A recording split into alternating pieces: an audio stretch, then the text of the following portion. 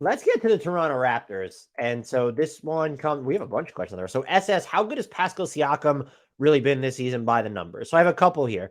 He is 24th in estimated plus minus, which given the amount of time he's missed and how just bad the Raptors have been overall, I would say is like that's a win.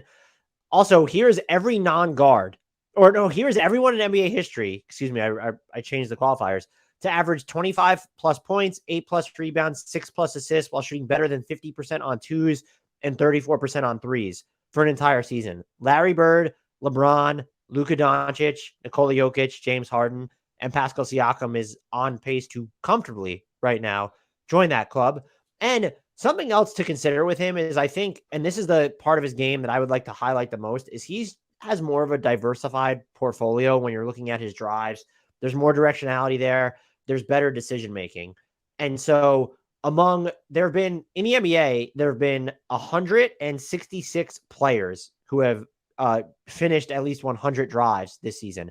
Pascal Siakam is scoring on more than or generating points on more than 60% of his drives and has a turnover rate lower than 5 while getting to the foul line more than 10% of the time. Here's everyone in the league, minimum 100 drives, to match those benchmarks. DeMar DeRozan and Kyle Anderson, and both Nikola Jokic and LeBron are very close to being in there. And so, like, that's good. That's just how good Pascal Siakam's been by the numbers. He is not the issue in Toronto. I do think in an ideal world, you need someone to be your number one, or at least your number one scorer in the half court. And I don't know that Fred VanVleet's game is dynamic enough. It stalls out too much for me.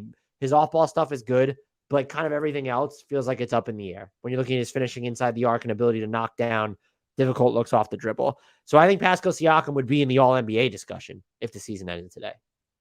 Yeah, I was going to say exactly that. He's had an All NBA season, and I'm concerned that because the Raptors are viewed somewhat correctly as being disappointing, that he's not going to get that. He's not going to get fair consideration. He's like, I think we both had him Now as a that for sure All Star.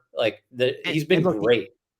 the injuries to Zion and Anthony Davis now, I think, kind of open up the runway. If he stays healthy, open up the runway a little bit. But a lot of that could depend on, well, what is Toronto doing at the Yeah, deadline? And if yeah, they're selling, I would be shocked if they trade Siakam, but is he going to be shut down at some point if they decide to go the bigger picture route?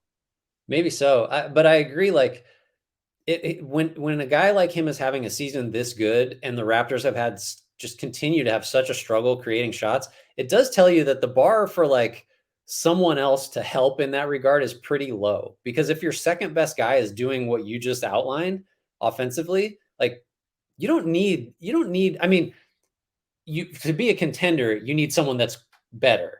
But to be like just a passable offense that isn't floundering under 500, like to get into the next question about the Raptors, you like don't need a huge upgrade in terms of like a steward for the offense. And I think that's I then misspoke is that Pascal Siakam can be your best player and be your best offensive player. You need a more dynamic sidekick next to him, whether it's an Sure, equal, however an you want to inferior. phrase it.